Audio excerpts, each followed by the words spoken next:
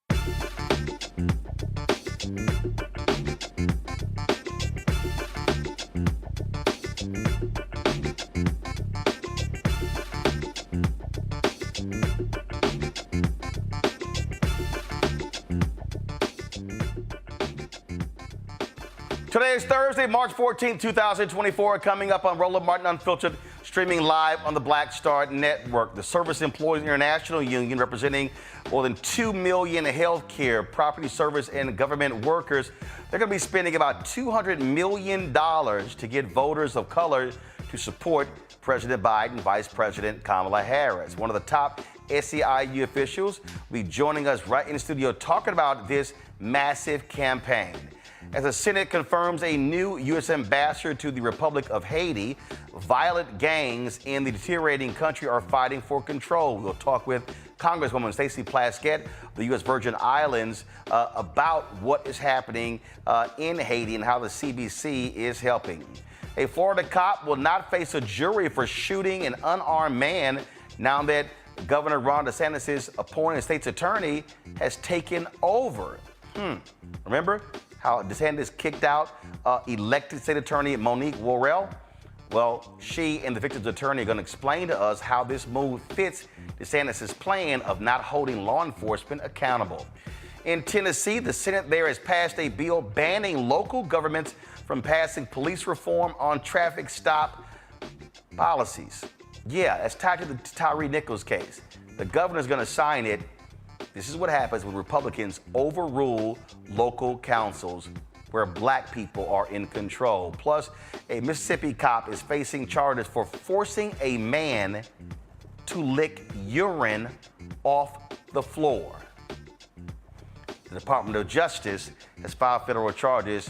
Do you now understand why a DOJ under Biden-Harris is totally different than DOJ under Trump? It is time to bring the funk on Roland Martin Unfiltered. On the Black Star Network, let's go. He's got it. Whatever the miss, he's on it. Whatever it is, he's got the scoop, the fact, the find. And when it breaks, he's right on time and it's rolling. Best believe he's knowing. Putting it down from sports to news to politics. With entertainment just for kicks, he's rolling. It's on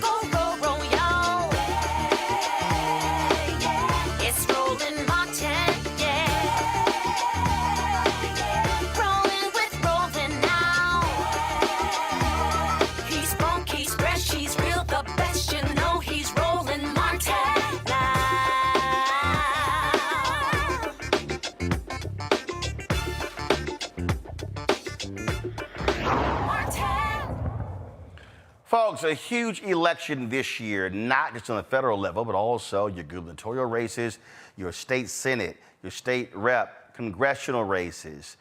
And the Service Employees International Union, they're going to be doing their part. They represent some 2 million workers across this country, and they announced plans to spend $200 million on this campaign. We're joined right now by SEIU Secretary Treasurer April Burnett joins me right now. Glad to have you here. So let's break this thing down. So this is a huge outlay. And for folks who don't understand the various unions, they hear AFL-CIO, AFSCME, SEIU, UAW, and so ABC. Yeah, we go CWA. We can keep going. So where does SEIU rank in terms of size, in terms of representing union workers? Sure. So first of all, let me say thank you so much for having me. It's an honor to be here. Our international union, SEIU, represents roughly 2 million workers in the United States, Canada, and Puerto Rico. In this country, we are second only to the NEA that represents about 3 million education workers in the country. So you're the second largest union? The second largest union. And what type of workers? Our workers are predominantly, I think it's first to note, women and people of color. Our members work in healthcare, in hospitals, in nursing homes, home care workers, as well as folks who work in clinics, so across the healthcare spectrum. So when we were going through COVID, y'all were representing those frontline workers? Absolutely. And in addition to healthcare workers, we represent a gamut of folks who work in the public sector at the state, the county, municipal levels, as well as in what was previously public work that is now publicly funded, but operated privately. So group homes, social service agencies. And then we also represent folks in the service sector, property service workers as we call them, cleaners, security officers, folks who work in the nation's airports. And so let's talk about this campaign. What is it going to involve? What is it going to entail? Our campaign that we've really started to kick off a year ago is aimed at targeting 6 million. We call them high opportunity, others call them low propensity voters, primarily voters of color in key battleground states across the country. And we know that when we talk to voters of color, young voters, immigrant voters, we can change the game. And these are the voters that the Biden-Harris ticket, as well as other down-ballot Democrats, have to turn out in record numbers if they're going to win in November. And when you say talk to them, we've said this numerous times. Numerous times we've said this, that part of the issue is that and Terrence Woodbury's research shows it, Cornell Belcher's polls show it, and these focus groups, that these voters, one, don't know what's been done, but then once informed what's been done, then they have a completely different view of the candidates. That's right. And it's I believe these voters need to be talked to by folks they trust and that can speak to them in ways that they understand. Culturally competent. Right. How are we sending folks out canvassing who look like them, who are from their communities, who do the same work that they do? It's not just a commercial. It's not just a posting on social media. It's me looking you in your eye and saying, I come from where you come from, and we are in this, and we're going to do this together. But also what I say is connecting the dots. Yes. So perfect example, and I've said this to the Biden-Harris campaign.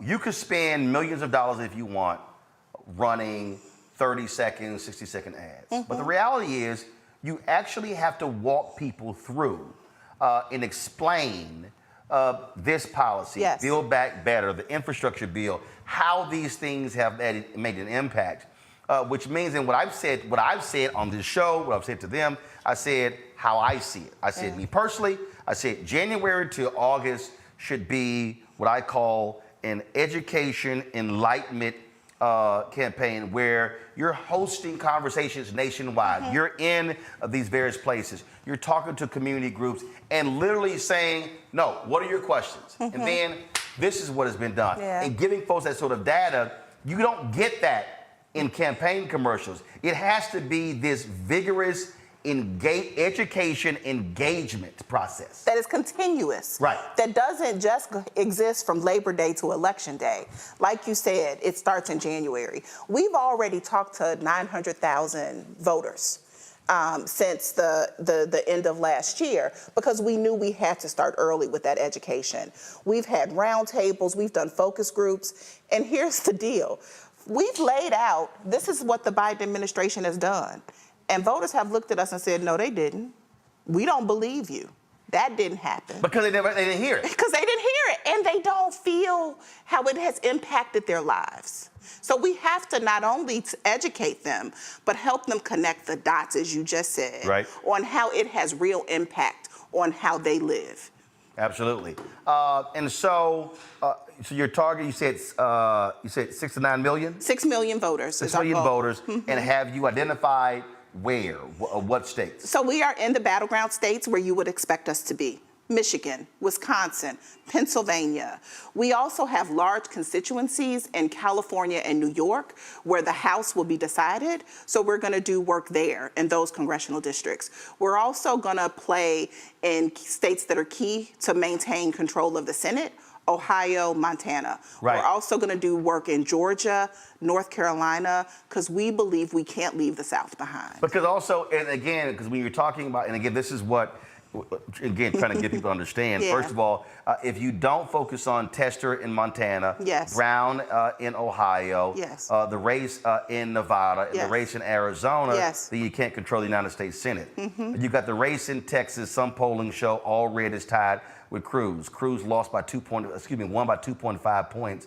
So then the question is, okay, how do you get folks out there? You got some 2.9 million eligible black voters in Texas. You got 75% of young voters 30 and under who didn't even vote in the 2022 midterms, and Beto O'Rourke was running for governor.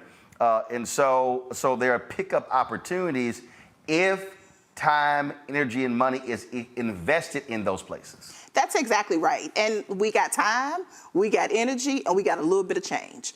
And so we are going to make sure we invest our resources in the places where we feel like we have the most impact, where we have a strong base of members, where we have strong ties with civil rights groups and civic participation groups that are on the ground with us. And we think that we are poised to help make a difference in this election. We did, and this was something, and it was interesting. I was on the phone earlier with Virginia House Speaker Don Scott, mm-hmm, and we were talking about what we did last fall. And so Don saw what I did in Georgia with Warnock. He said, hey, I want you to do that for us. So what they then did is they came to us and they said, hey, we want to advertise on your network, but we also want you to bring your show to Virginia. These are the 5 cities we're looking at. We're targeting African Americans, broadcast the show from there, create it sort of in a town hall sort of way. We had every candidate who was in those House races on, and most of them won. But what was interesting, there were people who were telling him, okay, why are you doing that? This makes no sense. He said, you don't understand. He said, you're focused on 75 or 80 or 100 who showed up at the town hall. Mm-hmm. He said, but thousands saw the video, mm-hmm, and they saw the clips. And so he was trying to explain to them, you have to campaign differently. Yeah. He said, if you run a campaign, you're just dumping all of your money on television. He said, that ain't gonna do it. How do you reach voters in a totally different way? And they got so much feedback from people who said, hey, I was at work, I couldn't get off to Tenn, but I watched it online. Mm-hmm. I saw the restream, I saw the clips later. And that's sort of the thing that we're trying to explain to a lot of these campaigns and a lot of these consultants who are so locked on television. And I keep saying, you got a totally different world now with voters than you did 10, 20 years ago. Mm-hmm. And COVID changed a lot of that as yes, well, how we are now engaging. And so it's not just about, getting somebody on MSNBC, ABC, CNN. No, you've got influential podcasts and other digital platforms, yeah, that are reaching people. Look, the reality is that part of the reasons election costs so much is because there are people making money hand over fist Right? Trying to tell candidates, this is what you got to do to get somebody's vote. And so much money is made by consultants and folks who produce television commercials and mail pieces. And I'm not mad at them, right? You know, get your bag. But we also, as you just talked about, have to go where voters are. So we will see our money spent making sure we can talk to people on the doors, we can reach them on the telephones, and yes, we can reach them through their social media platforms. We can reach them through the places where they go to receive their news. And we want to make sure we leave something behind. Like, this isn't just about mobilizing voters. This is about mobilizing and creating power in our communities that live beyond elections, because we also have to be full participants in our democracy, not just as voters, but as citizens who demand more from their government. And that happens right after the election. Hold on one second, folks. We'll go to the break. We come back. My panel has some questions as well, so we'll do that. And we come right back on Roland Martin Unfiltered on the Black Star Network. Back in a moment. I need you to scream for your new beginning. 5, 4, 3, 2.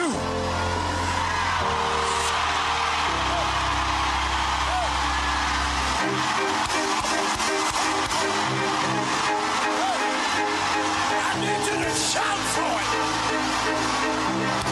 I need you to shout for it. It won't always be like this. Sooner or later, it's gonna work in your brother's favor, in your sister's favor. They shall not die. They shall not die. They shall not die. I want you to embrace somebody and tell them welcome to the greatest season of your life. Hug somebody, welcome.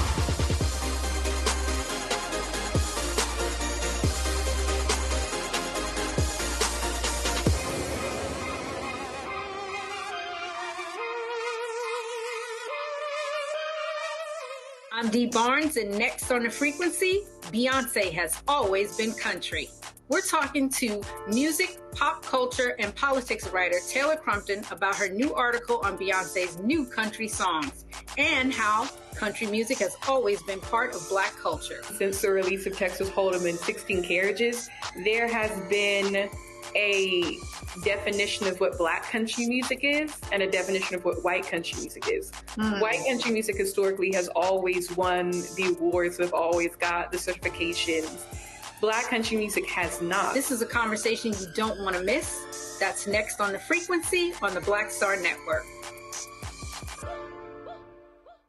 When you talk about blackness and what happens in Black culture, we're about covering these things that matter to us, speaking to our issues and concerns. This is a genuine people-powered movement. There's a lot of stuff that we're not getting. You get it, and you spread the word. We wish to plead our own cause.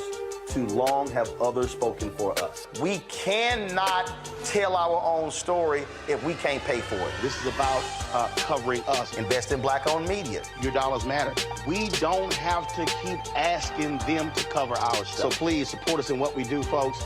We want to hit 2,000 people, $50 this month, raise $100,000. We're behind 100,000, so we want to hit that. Y'all money makes this possible. Check some money orders. Go to P.O. Box 57196, Washington, D.C. 20037-0196. The Cash App is $RM Unfiltered. PayPal is R Martin Unfiltered. Venmo is RM Unfiltered. Zelle is Roland at RolandSMartin.com. Hello, I'm Marissa Mitchell, a news anchor at Fox 5 DC. Hey, what's up? It's Tammy Roman, and you are watching Roland Martin Unfiltered.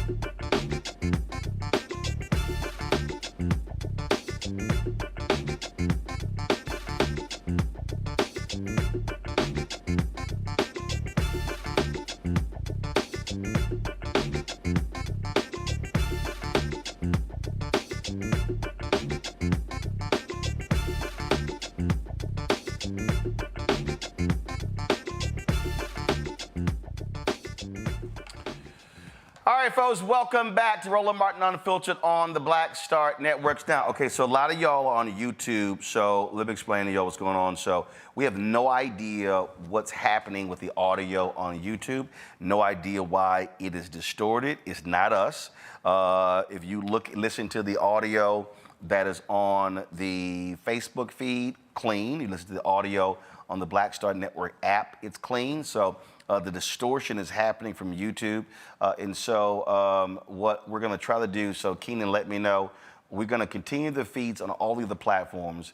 We're probably gonna turn off the YouTube feed and turn it back on. Hopefully that fixes what the audio problem is. And so everybody who's on YouTube right now, if we turn it off, just come right back. But we're trying to actually fix the audio. So I'm seeing all of y'all text messages. It's okay. I'm seeing everything y'all saying right now.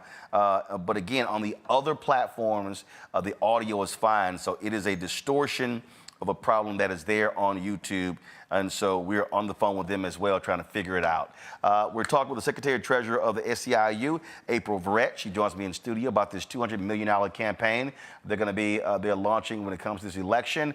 Questions from our panelists. We've got three of our panelists here. Let me introduce them. Dr. Greg Carr, Department of Afro-American Studies at Howard University. Rebecca Carruthers, Vice President, Fair Election Center out of Washington, D.C. Gavin Reynolds, contributor with The Root and former speechwriter to Vice President Kamala Harris, New Haven, Connecticut. Rebecca, your question first for April.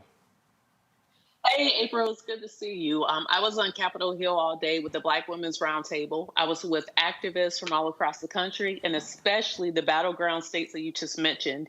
Now, I am excited to see that SEIU is going to spend $200 million. How much of that money is going to go to Black-led organizations or organizations that are doing specific work and are boots on the ground? Or is the majority of this ad buy going to direct mail and to like some of the traditional campaign vendors? So thanks for the question, and shout out to my girl Melanie Campbell at the Black Women's Roundtable.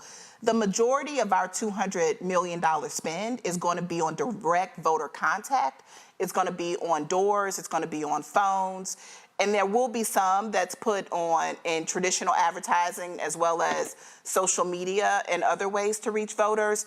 And it's going to be spread out as we feel like we need to, state dependent, on different communities of color and different workers. So it's going to be in the Black community, in the Latino, in the API, and other immigrant and communities of color, as well as reaching low propensity white working class voters. But we feel like that our lane, our right of way in this cycle is reaching out to low propensity voters of color and young voters. So that is where we're going to spend our money. And we also spend it on the ground with indigenous folks who have real sway in our community. So we work with the Black Women's Roundtable, with the NAACP, with other groups who have real history with reaching out and talking to voters, both traditional groups and newer groups. And so we're really proud of our record and how we've engaged voters in the past, and know that our members are trusted voices, and they will be out talking to their neighbors and their families and their friends. All right, then. Gavin. Roland, thank you, and thank you as always for providing this space for us to discuss these critical issues together. April, thank you so much. This work that you're describing is incredible. It's the work of democracy, and of course it continues the long-standing traditions of unions being on the forefront of building political power, especially for Black and brown workers. And as a proud son of Georgia, I especially loved what you said, which is that we cannot leave the South behind. My question for you, though, through your conversations with voters on the ground so far in these battleground states, are there any specific takeaways that you've gleaned from these conversations that you believe could be helpful for the Biden-Harris campaign from a strategic standpoint as they seek to build on this work, in engaging some of those same voters you've been talking to? Absolutely, Gavin. Thanks for the question. Workers, voters want a hand up. They don't just want a handout. We have seen, particularly since the pandemic, more workers say they are fed up with the status quo. We see numbers of folks talking about unions in the high 70s, right? 50% of folks polled say they want to be in a union themselves. And so we are leaning into this unprecedented moment of worker power and saying the key to this election is about how are we empowering people, particularly people of color, who today don't necessarily have an easy path to forming a union. That saying they can too build power, they can form their organizations, and they need to elect folks like President Biden and Kamala Harris that have stood with unions, that have stood with workers. Look at their record, it's clear. And we believe that that is a winning strategy that they must lean into. Greg Carr. Thank you, Roland, and thank you, Sister Verrett. And I'm glad that that we just heard from Gavin about Georgia, in particular bringing up Georgia, given what you all did with Ossoff and Warnock there, with 10 million doors knocked on, just doors, not even calls and texts. I want to ask you about coordination with other groups. The New York Times is reporting that Vote Vets has said they're going to spend $45 million in this election cycle. Future Forward is pledging $250 million in advertising, and Move On has said $32 million. How do you coordinate? How does SEIU coordinate with other groups that are going to be involved in this, maybe even non-union groups like the three I just mentioned, to try to make sure that everything is effective as you all target specific kind of jobs and roles in getting this work done? Yeah, you name a table, we want to be at it, right? Of course, we will work with our labor partners. We have a long history of working with public sector unions like AFSCME, the NEA, AFT, other AFL-affiliated unions in the private sector. So, you know, building power and working with unions is important, but we don't stop there. You know, I mentioned before, Black Women's Roundtable is a partner, and we seek to find the groups on the ground in whatever community that we are in, from small groups to large groups. But who is getting the work done? Who's out talking to voters? And we want to continue to expand the network of groups that we work with and not be limited, you know, particularly as it comes to reaching younger voters. Influencers are terribly important in the social media space. So we don't just consider ourselves a strictly workers, mobilization effort. We are a voter mobilization effort. So if there's groups who speak to our values, who share our vision for building worker power, that's who we want to work with. Any additional questions for the panel? Sure. I have another question. I saw a poll that just came out in Michigan, and it showed that with young people ages 18 to 34, only 28% are enthusiastic about Joe Biden, 62% are upset with him, showing, 28-62 with favorability, unfavorability.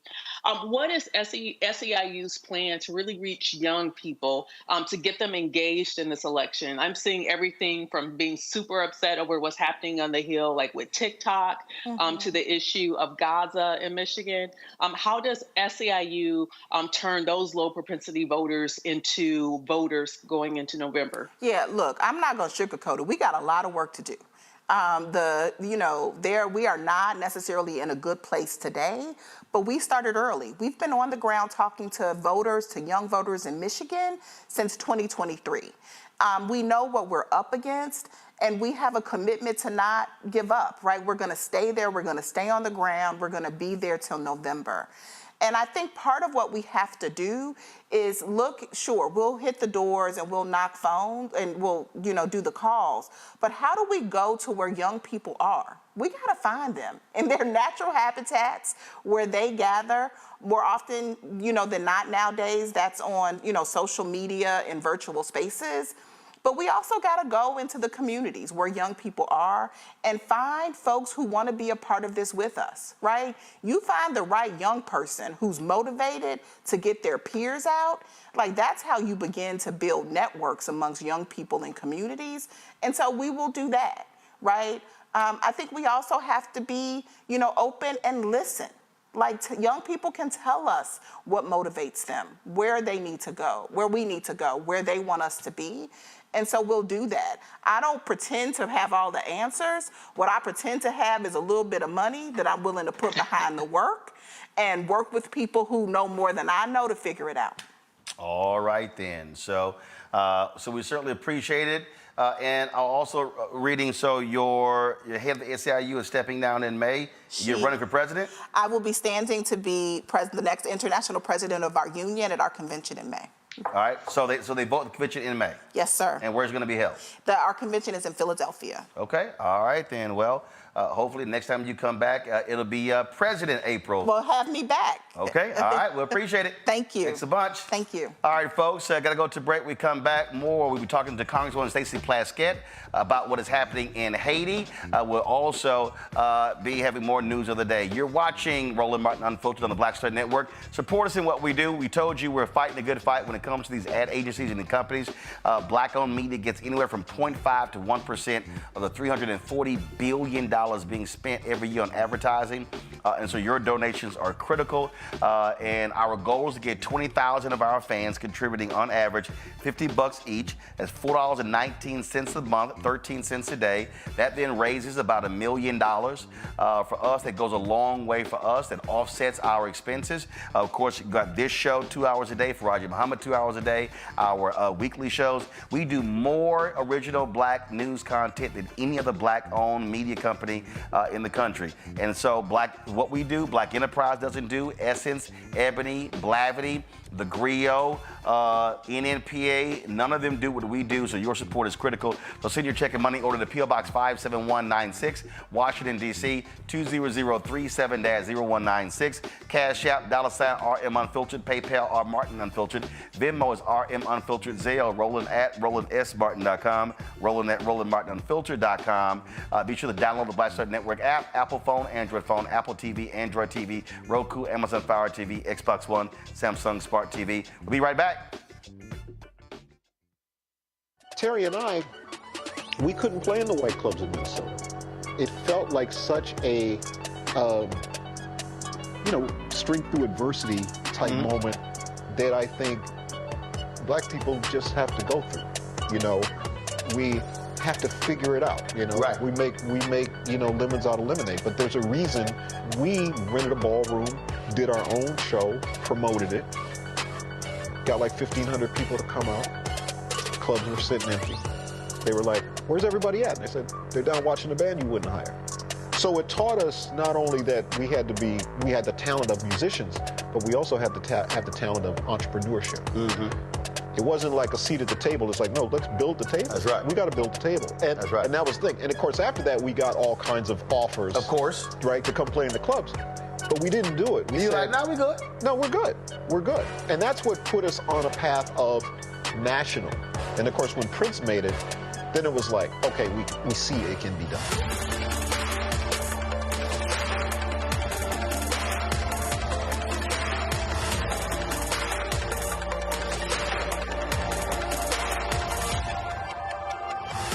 Hatred on the streets, a horrific scene, a white nationalist rally that descended into deadly violence. White people are losing their damn minds.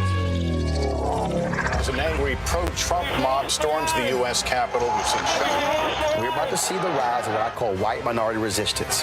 We have seen white folks in this country who simply cannot tolerate black folks voting. I think what we're seeing is the inevitable result of violent denial. This is part of American history. Every time that people of color have made progress, whether real or symbolic, there has been what Carol Anderson at Emory University calls white rage as a backlash. This is the rise of the Proud Boys and the Boogaloo Boys. America, there's going to be more of this. Here's all the Proud Boys, Dave. This country is getting increasingly racist in its behaviors and its attitudes because of the fear of white people. The fear that they're taking our jobs, they're taking our resources, they're taking our women. This is white fear.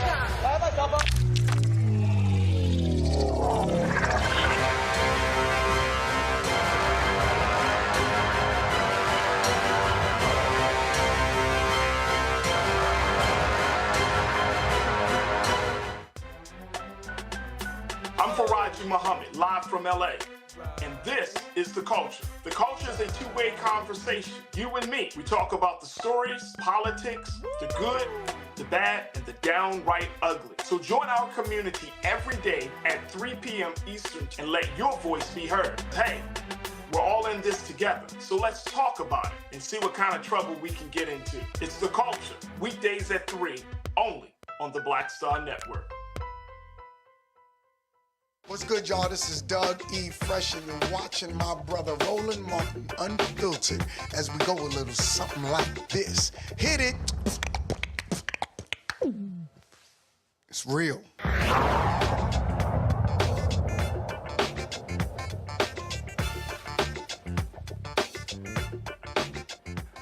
Haitian gang leaders are threatening political leaders. Violence has escalated days after Prime Minister Ariel Henry said he would step down once the council was in place.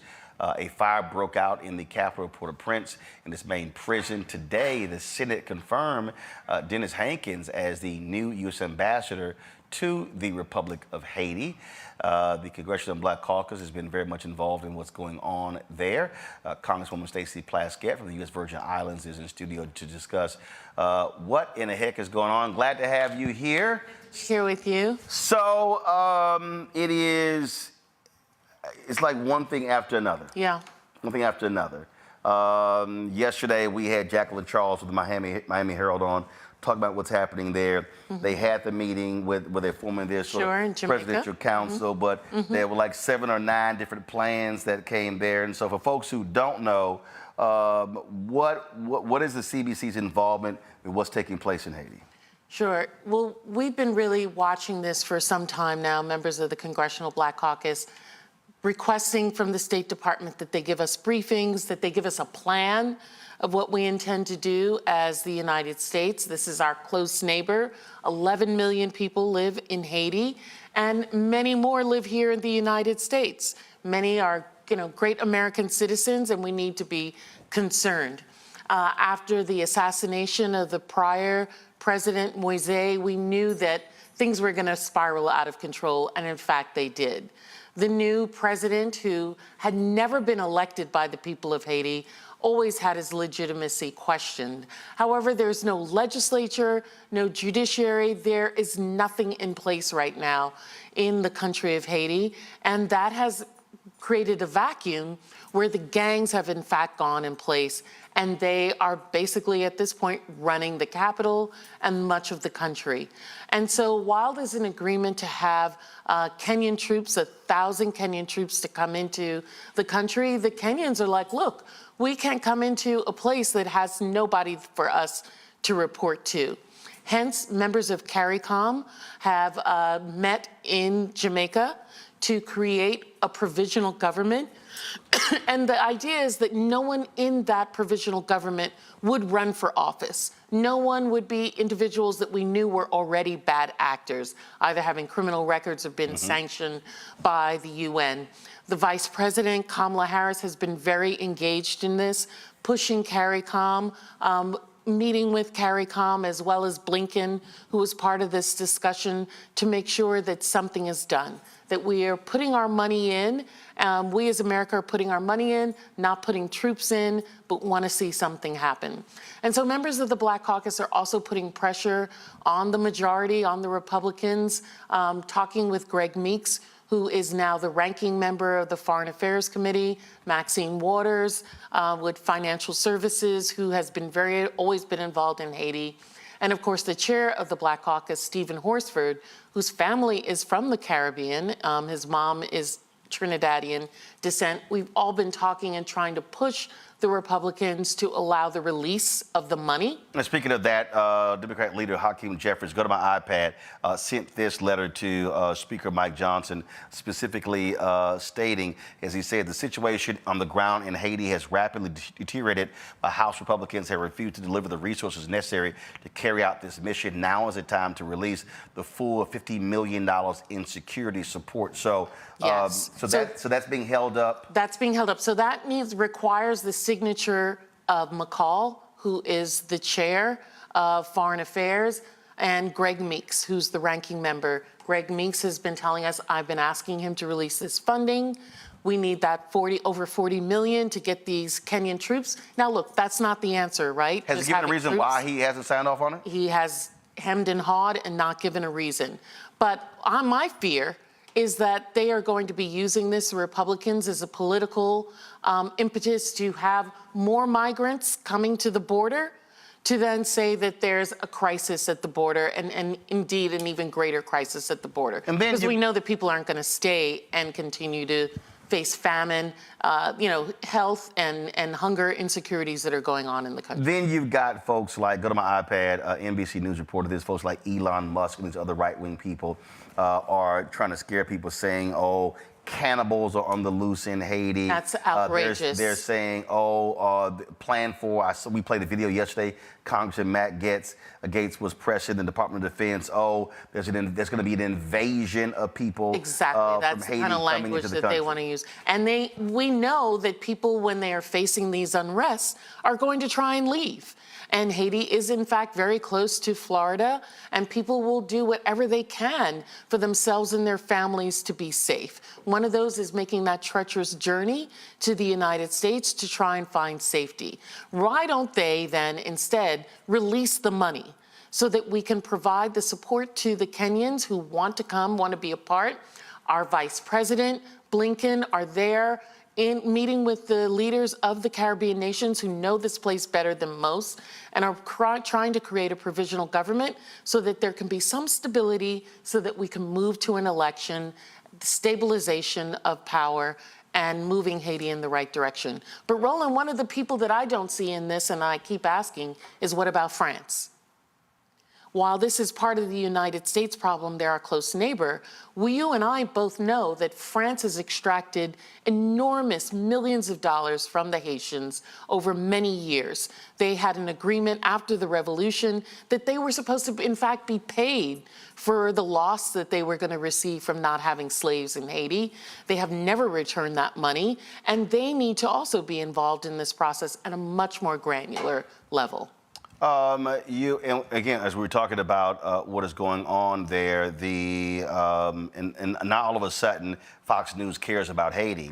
And so the State Department, there was a news conference earlier today where they were talking about pulling Americans out. So I want to play this for our folks. Listen to this. State Department briefing just a short time ago.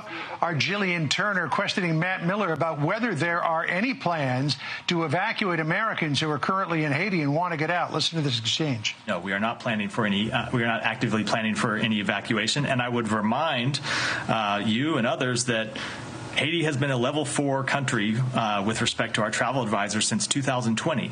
So what that means is for 4 years, we have been telling Americans, do not go to Haiti. Do not travel there. It's not safe to do so. And for those who are there, leave as soon as you can feasibly do so without putting yourself at risk. So you don't anticipate, or put it this way. So, again, I just want people to understand what's going on. If Fox News all of a sudden cares about a black country, we know exactly what exactly what their goal is. Sure.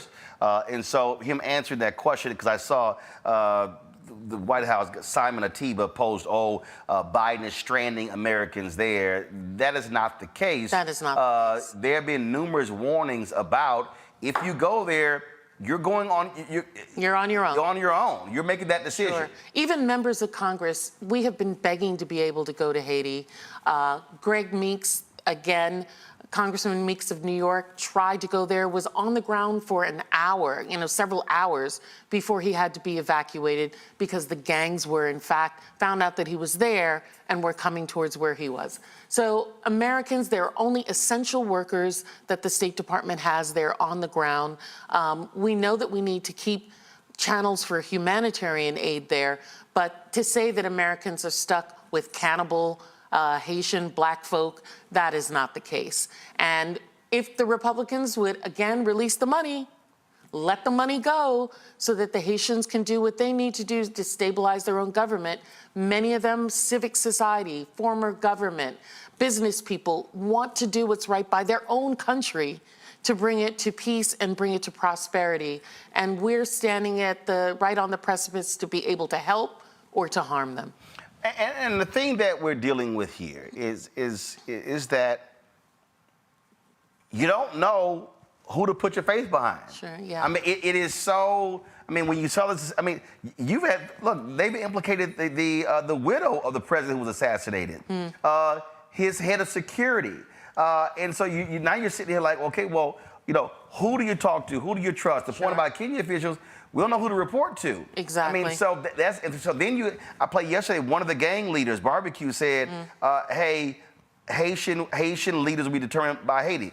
Okay, well then, who? Who is going to be even given the runway to try to repair the country? Sure. There have been large discussions between civil society here in the United States, as well as those that are still in Haiti, the Montana Group, other organizations that have come together to try and come up with this plan for actors or, groups from, as you said, 7 different voting members, 2 observers of various groups to be able to work together to create this provisional transitional government. The other Caribbean leaders are as well engaged in this. But listen, former President Henry was appointed by the president who was assassinated days before his assassination. And now there's even stories that president that is now stepped down, Henry, made phone calls to some of the masterminds of the assassination. Whether that was happenstance that, 6 degrees of separation, everybody knows each other, or he was involved, who can say? We're going to do this. We're going to go to a quick break. We're going to come back. Our panel has questions for Congresswoman Plaskett about what's happening in Haiti. Folks, one of the reasons why you got to support what we do, here's the whole deal. The mainstream media always talk about what's happening in Ukraine and other countries. You do not hear discussions about Haiti or Congo. And if you do, it's going to be coming from an absolutely place of evil. That's what Fox News is all about. And so we're having real conversations, trying to get you real information. You're watching Roland Martin Unfiltered on the Black Star Network. On the next Get Wealthy with me, Deborah Owens, America's Wealth Coach, less than 5% of the top executive positions in corporate America are held by women of color. We know it's not because of talent. A recent study says that it's microaggressions, unconscious bias, and limited opportunities being offered to women of color. On our next show, we're going to get incredible advice from Francine Parham, who's recently written a book sharing exactly what you need to do to make it up into the management ranks and get the earnings that you deserve. I made a point to sit down and I made a point to talk to people. And I made a point to be very purposeful and thought-provoking when I spoke to them. That's right here on Get Wealthy, only on Black Star Network. What's up, everybody? It's your girl, Latasha from the A. And you're watching Roland Martin Unfiltered.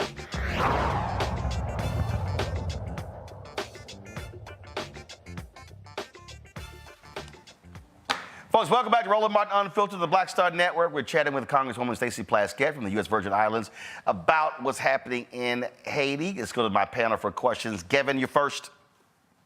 All right, thank you, Roland, and thank you, Congresswoman, for joining us to shed some light on the tragic situation in Haiti. I think it's particularly tragic and troubling to see this playing out in, our nation, in our world's first free Black republic, that was born out of the first successful Black slave revolt. It's interesting to hear you talk about, some of the paths to peace and prosperity in the short term. But I'm curious, can you share some of your, insights with us as to how we can prevent a situation like this, or perhaps how the leaders of Haiti can prevent a situation like this from ever happening again?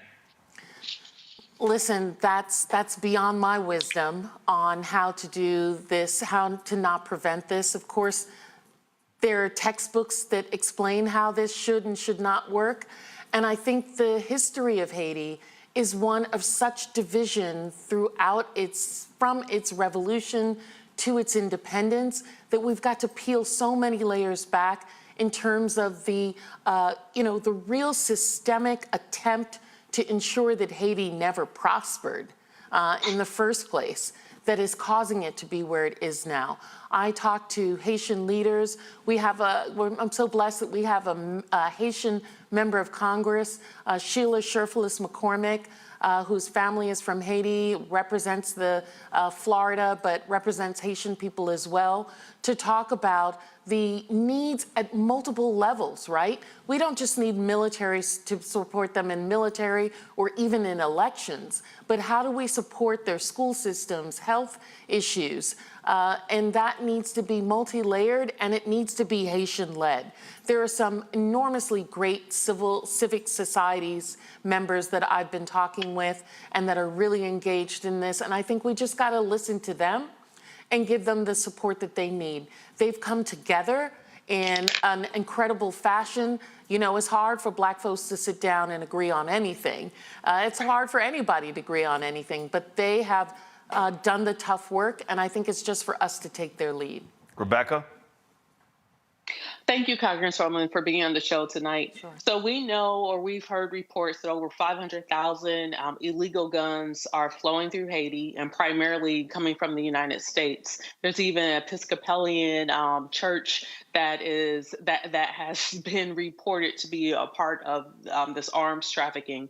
We also know since the earthquake in 2010, billions and billions of dollars was raised for Haiti, and many of those dollars did not actually flow to the ground. So my question for you is, who do you think benefits from a Haiti that's not stable? I think there are so many people that don't benefit, and most of it is, of course, as you discuss, economic in nature. Individuals who are grabbing for power for their own pecuniary gain. In the last summer, we saw, and you know, when you talk about guns, that's something that's going on throughout the Caribbean. And a lot of it is related to drug trafficking. Guns are not manufactured in the Caribbean basin, but they sure enough are everywhere. And the Caribbean leaders spoke with the Vice President, as well as with the State Department, and the Vice President has rolled out initiatives that are going to be about how do we stop gun trafficking going into the Caribbean basin, which is part of an anti-drug initiative.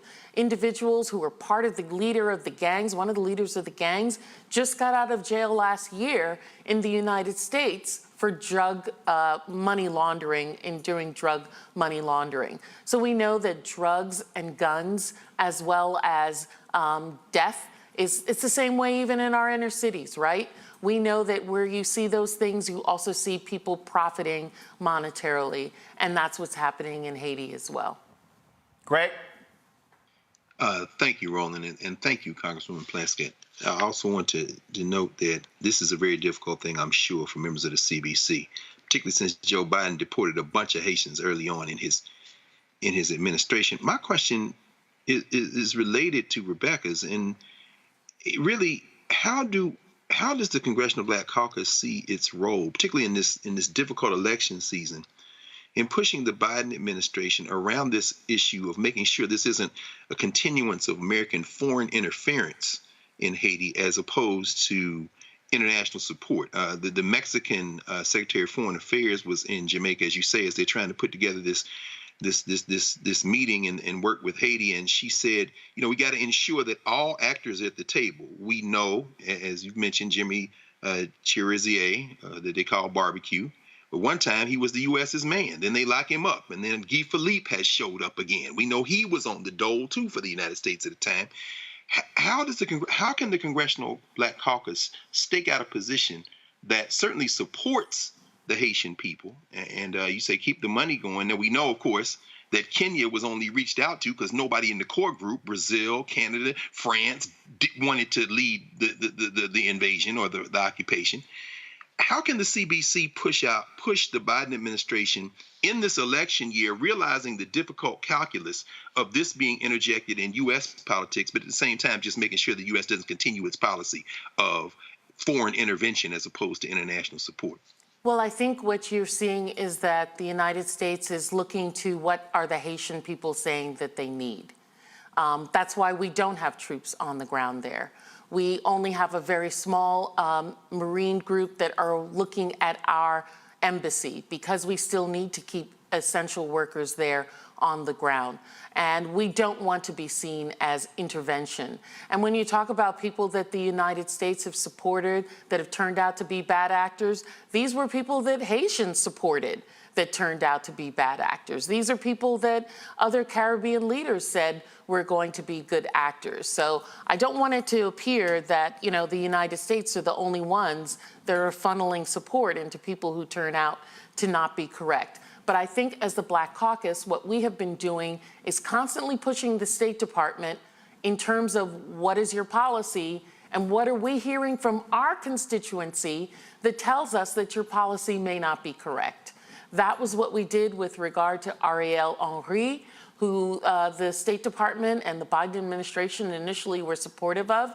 And then many of our members in New York and Florida and Massachusetts, other places were saying, hey, our constituents, our Haitian constituents are telling us this is not the man and that you need to back up from that. You know that Daniel Foote was a special envoy for a while. His resignation was not just about the deportation, but his resignation was also his frustration over the State Department continuing to support Ariel Henry. And so we, as the Black Caucus, are trying to listen to the voices of Black America and its diaspora, which includes Haitians, Caribbean people, others who are hearing from their friends and family back home as to what is working and what's not working, and trying to keep everybody honest brokers in this. But I have to say that at this time, you know, America is, for the longest, Canada was saying that they were going to come in, they were going to support, they have the language skills, and then they decided, no, we've got cold feet, we don't want to be involved in this. And so who do you bring in to support and bring order when you do not have police officers? Police officers in Haiti had not been paid in almost a year. Many of them then turned to be gang members or leaders of gangs. We don't have a parliament. We don't have a ministry of justice there. There are not elected leaders. And so we are looking, in fact, to civil society to be the ones telling us where is the right place and how do we move forward. All right, then. Congresswoman Plaskett, always a pleasure to have you. Appreciate Thank you. it. Thanks so much. All right, folks. We'll be right back right here on Roland Martin Unfiltered on the Black Star Network. Talking about the case out of Mississippi where a cop has been accused of forcing an inmate to lick urine off the floor. That's Mississippi in 2024. Back in a moment.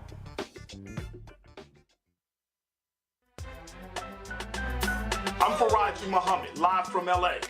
And this is The Culture. The Culture is a two-way conversation. You and me. We talk about the stories, politics, the good, the bad, and the downright ugly. So join our community every day at 3 p.m. Eastern and let your voice be heard. Hey, we're all in this together. So let's talk about it and see what kind of trouble we can get into. It's The Culture, weekdays at 3, only on the Black Star Network. Next on the Black Table with me, Greg Carr. Democracy in the United States is under siege. On this list of bad actors, it's easy to point out the Donald Trumps, the Marjorie Taylor Greens, or even the United States Supreme Court as the primary villains. But as David Pepper, author, scholar, and former politician himself says, there's another factor that trumps them all and resides much closer to many of our homes. His book is Laboratories of Autocracy, a wake-up call from behind the lines. So these state houses get hijacked by the far right, then they gerrymander, they suppress the opposition, and that allows them to legislate in a way that doesn't reflect the people of that state. David Pepper joins us on the next Black Table, here on the Black Star Network.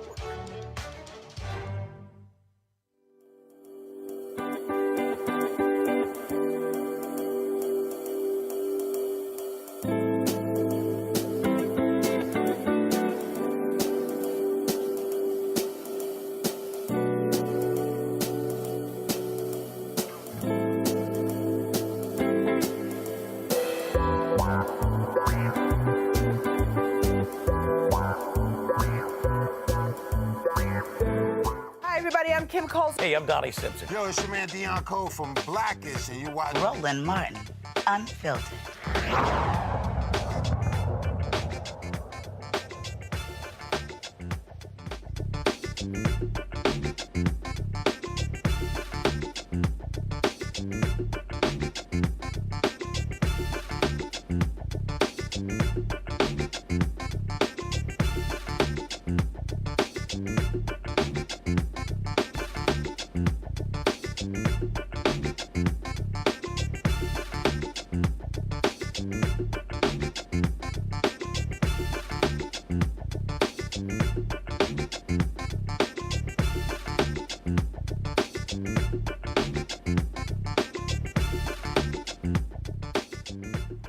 All right, folks, welcome back to Roland Martin Unfiltered right here on the Black Star Network. A Florida police officer is no longer facing aggravated battery charges for shooting an unarmed man in 2020. Orange County Deputy Sheriff Bruce Stoke was awaiting trial since the then state attorney, Monique Worrell, presented the grand jury with evidence supporting the charges of shooting.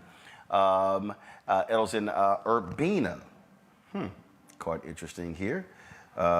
Investigators say Stoke pulled the trigger because he was in fear of his life, although it turned out that Urbana had no weapon.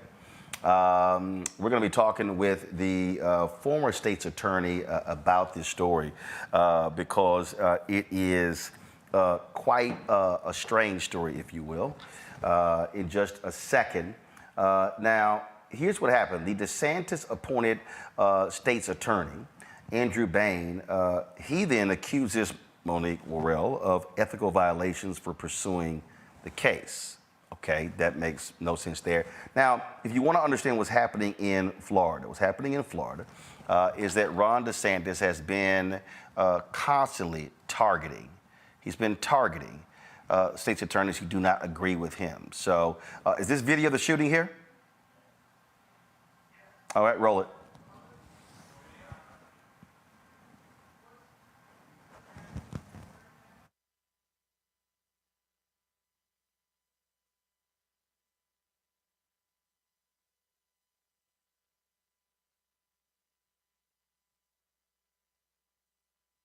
No sound on this, just keep rolling in. So, again, folks, now here we go. Stop, stop, stop! Stop running, stop running! Stop running!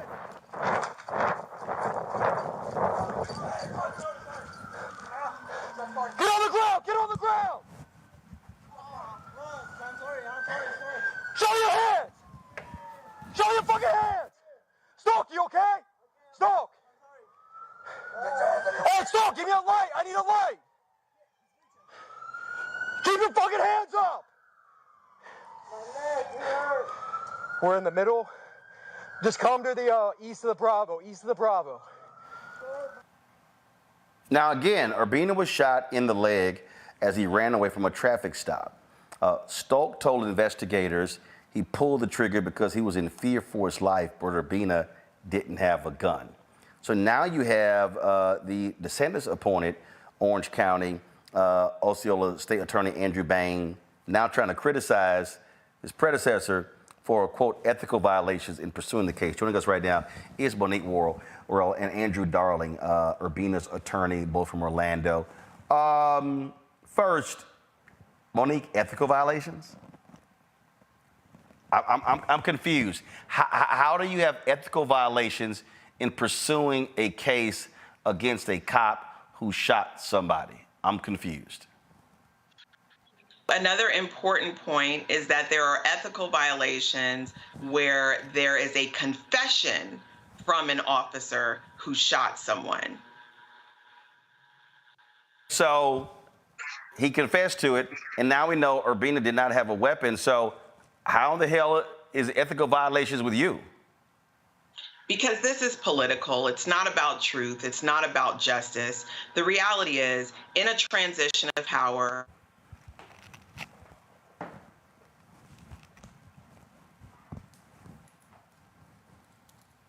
to be able to prove it beyond a reasonable doubt.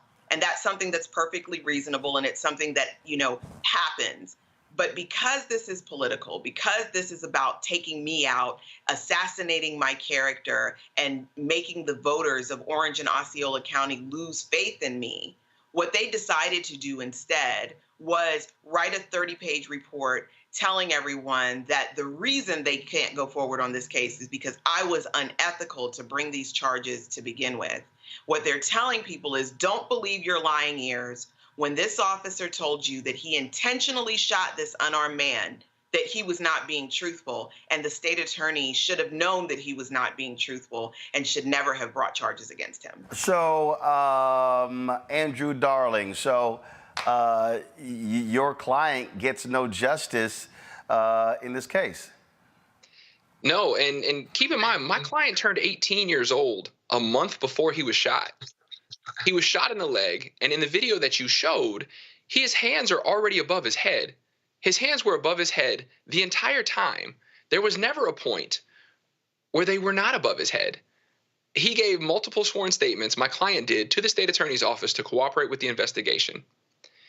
This officer, this deputy, clearly said, I intended to shoot him that night. He clearly said a month later, I intended to shoot him. And the state attorney wants you to believe, oh no, I didn't actually, the officer didn't actually intend to shoot him.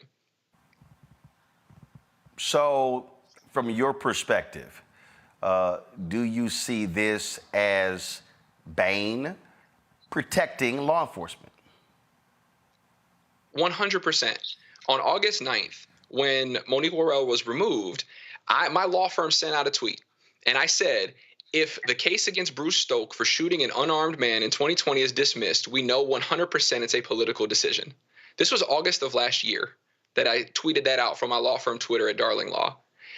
At that point, I knew that's what it was. They had a solution, and they went looking for a problem. The solution was dismiss the case against law enforcement officer, and here are these, experienced prosecutors. Let's go find a problem with the prosecution so we can justify getting rid of it. So, Monique, do you believe that this is a deliberate attempt for them to say that you are incompetent and not doing your job fairly? Absolutely. And the irony here is that if we look back to the executive order of my removal, they talked about how I under-prosecuted cases. And now here is a case that I prosecuted, and they're saying that I shouldn't have prosecuted. So what it shows is the severe contradiction in what they're saying and the fact that none of this is based on fact. The reality is, under my administration, because I made a promise to the people of Orange and Osceola counties that we would hold law enforcement accountable when they broke the law, I created a team that was focused on officer-involved critical incidents. And that team reviewed dozens of cases. And out of those dozens of cases, there were dozens of cases that were not prosecuted. Whether or not I liked what happened in the case, we didn't move forward with prosecution because I knew that I could not prove those cases beyond a reasonable doubt. There were cases where there was public pressure, where I lost supporters, and I knew that there would be political pressure for me to prosecute those cases, and I did not, because ethically, I understood my obligation to the law and to the community, and it was not to push cases forward that I could not prove beyond a reasonable doubt. This case was different. This case had a confession. And as someone who practiced criminal law for 20 years, I have never in the history of my practice seen a prosecutor's office disregard the confession of a defendant. And the reason that's important is because it shows and illustrates the double standard that's being used by which we review confessions made by law enforcement. This law enforcement officer said in no uncertain terms in 2 separate statements that he intentionally shot this unarmed individual. There is absolutely no justification for disbelieving his testimony. That was his statement. That is the evidence in the case. So you really have no place to go, Andrew, I guess, except other than a civil lawsuit. Yes, sir. So in the state of Florida, when you are preparing to sue a municipality or a government entity, you have to file what's called a notice of claim and then wait 6 months before you can do anything. So we did that more than a year ago. We are in the process now of determining what the best avenue is, whether that's going to be some sort of settlement with the sheriff's office and the Florida Sheriff's Association, whether that's going to be a state lawsuit or whether that's going to be a federal lawsuit. We're going to explore every avenue, and we are ready to get the only kind of justice that my client is going to get in this case, which is hopefully monetary. All right, then. Monique, any final comments? You know, Roland, we're seeing this type of thing happen all across the country, where people who want to bring community justice by holding law enforcement officers accountable are being vilified and removed to show us that law enforcement is above the law. And this is a serious issue. It's something that the community needs to pay attention to, and their elected officials and the people who are in the seat, because in order for us to bring trust in the legal process from the community, we're going to have to show that law enforcement does not control the decisions of state attorneys' offices, and that state attorneys' offices and district attorneys' offices can act independently of pressure from law enforcement. All right, then. We appreciate both of you joining us. Thanks a lot. Thank you for your time. Having me. This also goes to, Greg, what happens when a fascist is elected governor of Florida, who then wants to become president, and that's all Ron DeSantis is. Absolutely. A failed candidate, a failed politician, a punk who shouldn't be the governor of Florida. If Brother Andrew Gillum had not conceded so quickly, might not be the governor of Florida if they had kept counting votes. But we know the Supreme Court knows what to do in those situations. See Bush v. Gore, stop in, tell them stop counting the votes. But either way, this punk has failed, and he's back in Florida, and he's continuing his work. This hunter, we all saw the video. This is another one of those punk hunters with his manhood in his hands, emptying his clip at this innocent guy. I mean, you know, you heard the shouting, the screaming, the cursing. This is the hunting playbook. And what they're doing to Monique Worrell, as you framed it, Roland, this is their strategy in Florida. And it's not just Florida, of course, because these Klansmen meet, and they meet nationwide, and then they roll out their playbook at the state level. Take away local control. Switch out the prosecutors you don't like. Make an example of these Negroes. And in this case, these racists are after Monique Worrell. So yeah, there'll probably be a settlement. There'll be a check. But ultimately, their objective, which is to terrorize black people, will remain in place. And the next hunter will go unimpeded to shoot at us until, quite frankly, something happens that stops them. Gavin? Yeah, I think, as Greg said, right, this is part of the, MAGA Republicans' nationwide blueprint. This is not just isolated to Florida. I mean, as I was watching that tape, I was feeling deja vu to so many other instances in which we've seen this play out. And, Republicans claim to be all about local control, right? And, for someone like, Monique, who just joined us, theoretically, Republicans should want her to, run the case as she sees fit, given she's closer, to the issues that matter most to the constituents who elected her to hold office. But of course, it's all about hypocrisy. It's all about white supremacy. It's all about control. But I want to just emphasize what Greg said, which is that this is not happening in a vacuum. It's not happening in isolation. And it's to remind all of us, right, in 2024, as we're hyper fixated on the presidential election, let's also, not just this year, but every year, remember the importance of state elections when it comes to our governor, when it comes to, members of the state legislature and other elected positions.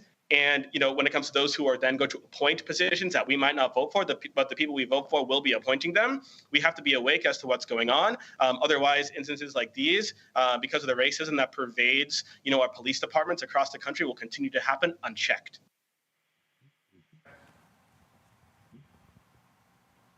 Rebecca? You know what? I'm with Dr. Carr here. I can't believe we're letting a pompous fascist who wears moon boots terrorize the entire state. I mean, this guy is crazy, and he's making Florida, he's making the outcomes in Florida become even much worse. I think about my trans godchild in Florida, who's in high school now and having to deal with constant threats about their sexual identity and how they present themselves. It's literally terror that our young people in Florida and our communities of color and Black communities in Florida are undergoing because it is a awful governor. But you know what? I have a challenge here. So, being an organizer, here's my call to action. We see Disney. We see that Disney's fighting back, but I need Disney to do more.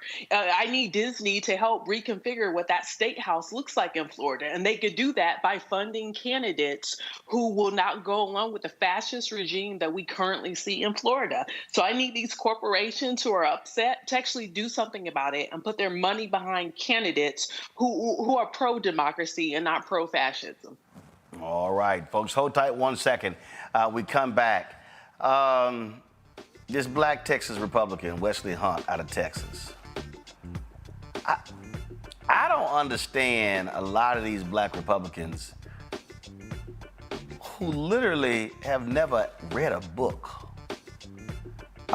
Wait till we play for y'all this video where he's talking about voting rights in this country. Back in a moment. need you to scream for your new beginning. 5, 4, 3, 2.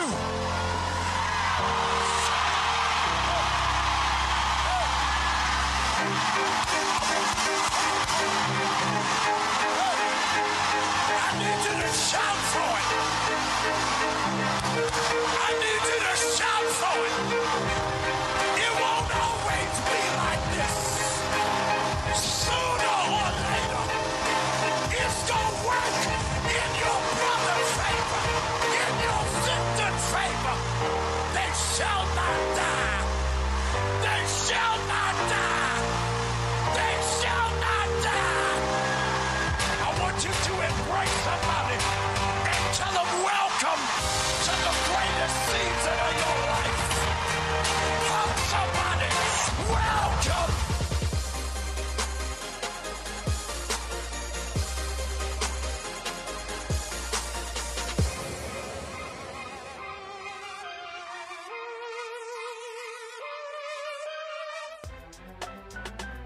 I'm Faraji Muhammad, live from LA.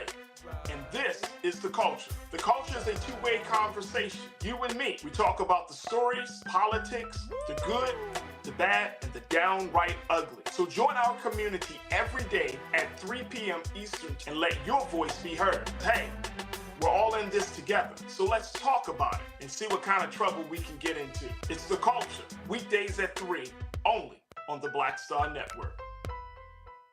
What's up, y'all? This is Wendell Haskins, a.k.a. Win Hogan at the Original T Golf Classic. And you know I watch Roland Martin Unfiltered.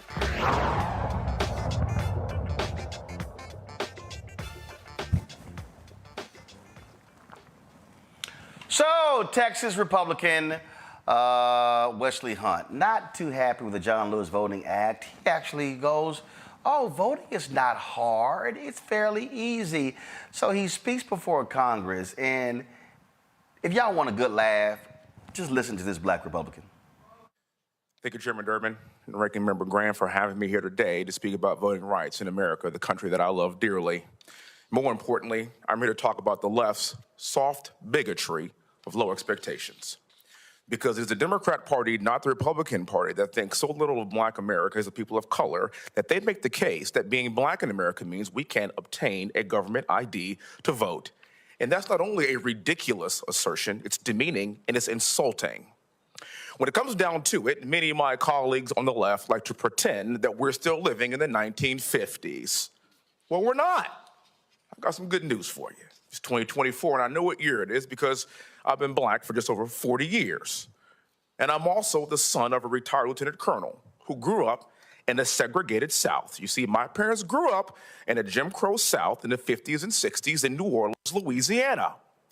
Their next generation, my parents had 3 kids.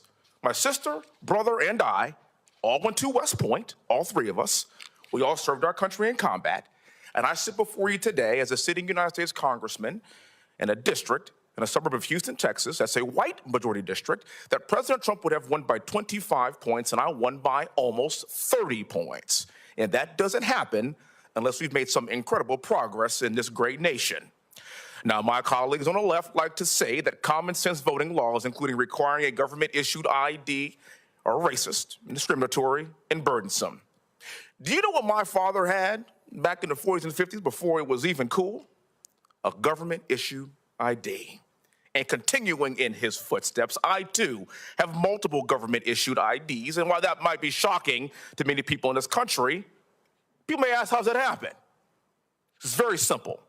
It's personal responsibility for all Americans in this country, regardless of what you look like. Sitting with me today is my global entry card, my military ID card, my Texas driver's license, my Texas license to carry, because that's how we roll in Texas, my congressional card, and of course, the good old-fashioned American passport. What sorcery is this? What am I, the Black Houdini? How was I able to pull off the impossible and attain not 1, not 2, not 3, but 6 government-issue IDs? Personal responsibility in this country. I fought for this country as an Apache helicopter pilot to protect free and fair elections, and having a government-issued ID isn't racist, it's American. You need to have an ID to drive a car, to check into the airport, open a bank account. You need an ID for basically everything to be a responsible adult in this country, except for voting, apparently, according to the left. Black America does not need well-meaning liberals putting their arms around us and telling us how we should go to the polls. In fact, if you look at recent headlines and polls, you will find that black men specifically in this country are more fired up than ever to participate in the next presidential election. And I think I know why, and I'm really looking forward to these results. For the record, in the 2022 midterms in Georgia, it proved that election integrity and ballot accessibility can be achieved hand in hand. After the 2020 election, Georgia passed a voter election integrity law, and subsequently, the Department of Justice filed a lawsuit against the state of Georgia alleging that the Georgia law is discriminatory and aims to restrict citizens from voting. President Biden even called this law, and I quote, Jim Crow 2.0. Really? In my humble opinion, referencing Jim Crow for common sense election integrity laws is offensive to those who actually experienced Jim Crow, like my parents and their parents before them. In fact, the law wasn't discriminatory at all, because in the 2022 midterms, Georgia voters shattered voter turnout records across the state. And despite that record-breaking turnout in Georgia, the DOJ lawsuit is still pending. I suspect that it's because that record-breaking turnout. All right, I couldn't hear enough of that bullshit any longer from Wesley Hunt. So let me explain to you. So maybe Wesley will understand this better if I put this on, because he wants to sit here and talk about his parents and him being from Texas and him being from a suburb of Sugar Land that's a majority white district that I almost won by 30,000 points, and I've got 6 voter IDs, and y'all notice he kept talking about personal responsibility, and people just have some personal responsibility, and so that's really the problem. And then these liberals saying that black people they can't get a voter ID. See, that's the language they always use. Go to my iPad. New analysis, folks. This was last year. Millions of Americans lack forms of ID that are increasingly required to vote. What you will not hear from the Wesleys of the world is that key finding in the analysis. As of 2020, nearly 29 million voting age U.S. citizens did not have a non-expired driver's license, and over 7 million did not have any other form of non-expired government-issued voter ID. It says in states with strict voter identification laws, including Georgia, Indiana, Kansas, Mississippi, Tennessee, and Wisconsin, over 3 million voting age U.S. citizens did not have a current driver's license, and over 1 million did not have any non-expired government license. Oh, it says right here, more than 11 million young people did not have a current driver's license, and more than 3 million did not have any unexpired government ID. Now, keep reading. 18, 19-year-olds. You see them talking about their ability to be able to vote. Then you see right there, as they continue to talk about the numbers there, the underrepresented groups. It says that an estimated 1.86 million black and non-Hispanic Americans, 1.86 million Hispanic Americans lack a photo ID. 4.5% of those who identify as Native American. This compares to just 2.3% of white non-Hispanic and 1.6% of Asian. Keep it on there. You heard Wesley Bell talk about, oh, you gotta have an ID to open a bank account. Well, the reality is, it's a lot of people in America who don't have bank accounts.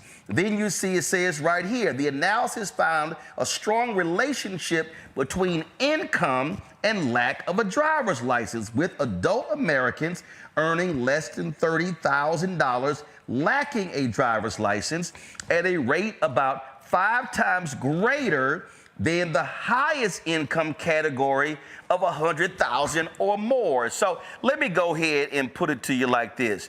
The sheer arrogance of a Wesley Hunt is he wants to sit here and go, oh, I have this ID and this ID, and I got a passport. Hey, Wesley, since you want to be a smart ass, why don't you tell people how much a passport costs? Oh, that could be it. Hey, Wesley, why don't you tell people how the laws are written, such as in Ohio, when they required birth certificates in order for you to get the ID, and the birth certificate had to be a certain paperweight. Do you want to talk about how many older voters who could not vote because when they were born in Jim Crow hospitals, since you want to bring up Biden and Jim Crow, how they couldn't access their birth records? So therefore, and remember, oh, by the way, Wesley, since Yola ass from Texas, there are two types of birth certificates. There's the original birth certificate, and there's a birth certificate from the Bureau of Vital Statistics. Some states actually required the original birth certificate, the ones where they used to have the 2 feet on the actual birth certificate, and they would actually specify in some of the laws how the seal needed to be raised, and then they would say that a certificate from the Bureau of Vital Statistics, that wasn't applicable. Oh, I noticed how you skipped over all of that.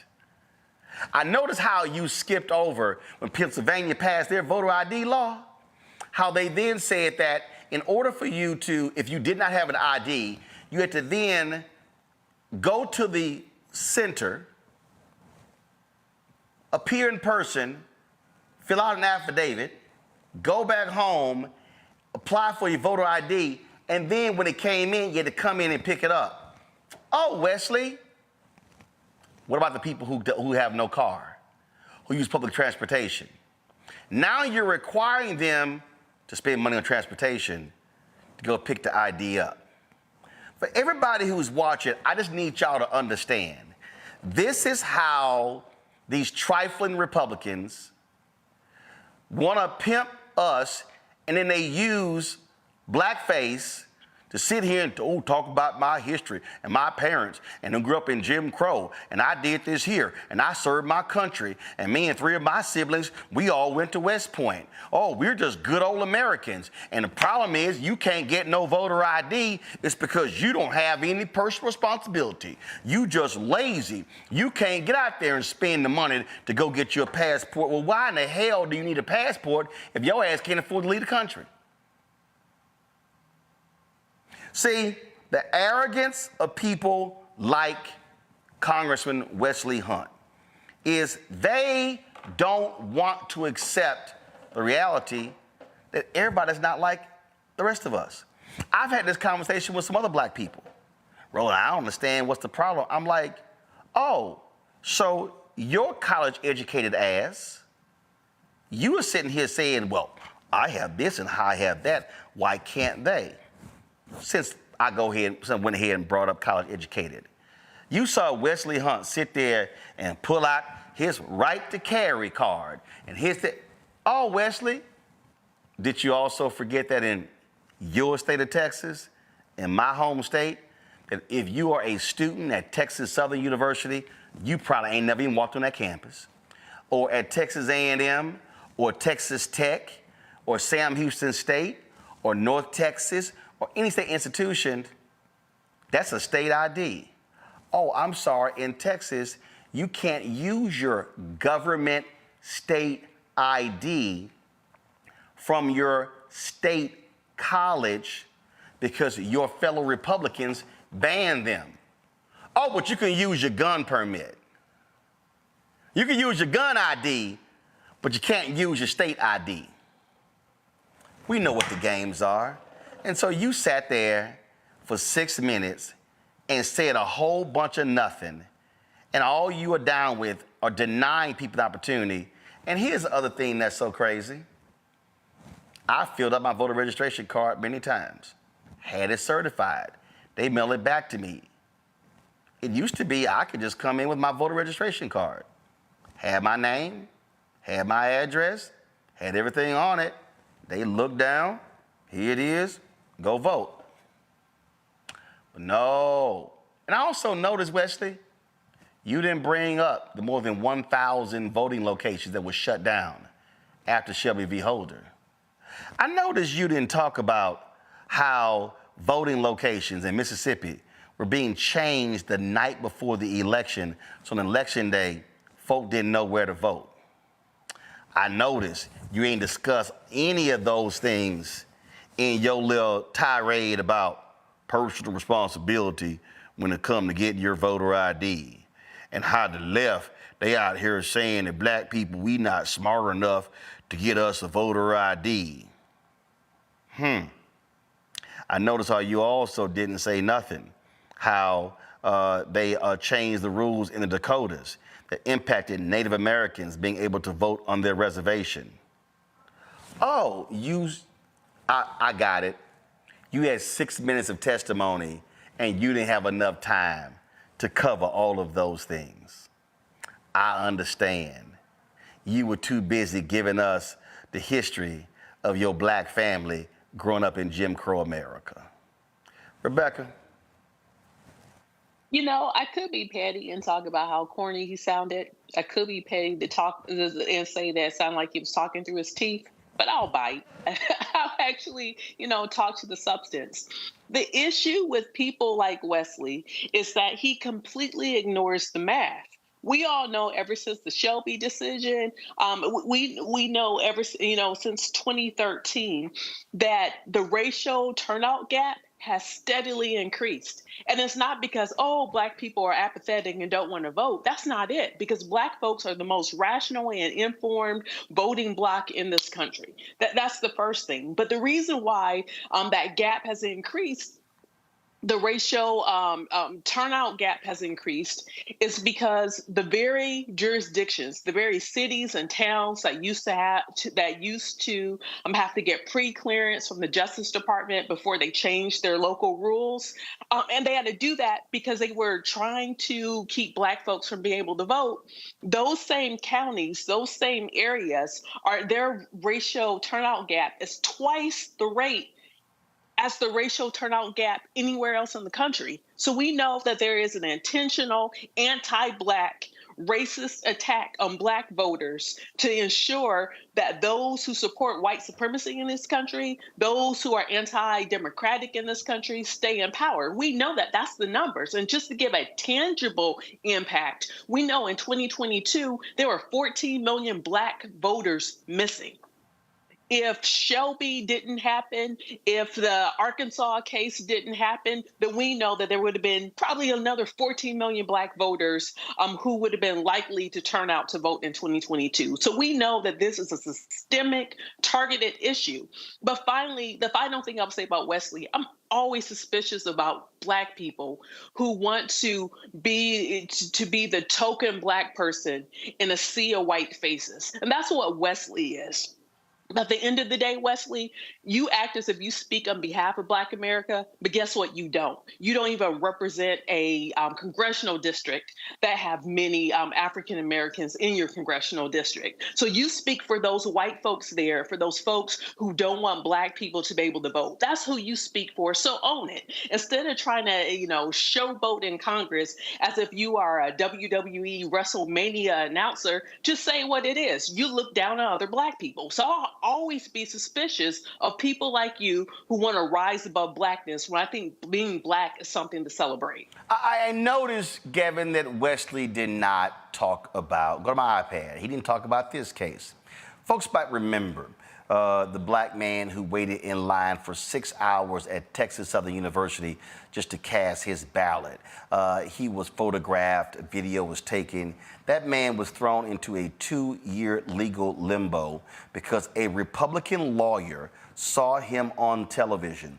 And this right here was it right here, the last of the voting line at TSU. This is March 2020. Some people waited for 6 hours. He was the last person in line. So it was talked about. Well, guess what? Then that pathetic indicted thug, Texas Attorney General Ken Paxton, indicted this brother on 2 counts of illegal voting, held him on a $100,000 bond. And so he was on parole. He spent 2 years in legal limbo. A DA, a district judge in Montgomery County, dismissed the case. Then the Attorney General's office refiled the charges, this time in Harris County, and the matter finally came to a close when a grand jury determined last summer that no crime had occurred. And so, guess what? This brother who was committed, this brother who wanted to exercise his power, this is what he says. He's not going to vote again. I know I'm not. I mean, I care. He's no longer on parole and is eligible to vote. He goes, I mean, I care. But if I had to go through all of that just to vote, no. What happened in Florida last year when they arrested several black and Hispanic and some white folks, accusing them of voting illegally. Well, guess what? The judges threw out all those particular cases, but that wasn't the point. The point was to serve as a chilling effect and to say, if you ever serve time in prison, this might be you. That's why they're still going after Crystal Mason 7 years after the fact. This is what Republicans do. But I noticed Congressman Wesley Hunt, he didn't bring up none of this. Well, Roland, you know what else he didn't bring up? He didn't bring up the fact that Republicans in my home state of Georgia passed Senate Bill 202 after the election of 2020, which now makes it a crime to give food and water to people like that gentleman there in Texas who may have been waiting in line for 6 hours or longer. And like you said, they've been closing down polling stations and all of that. So, of course, Representative Hunt didn't mention any of that. He said it's not the 1950s anymore, it's 2024. That's the point. It's 2024, and we're still trying to make it harder to vote. I'm not sure how much he and Ben Carson and Byron Donalds and Tim Scott are getting paid for all this, but it's sad. And it's not because I think all black people have to think the same way.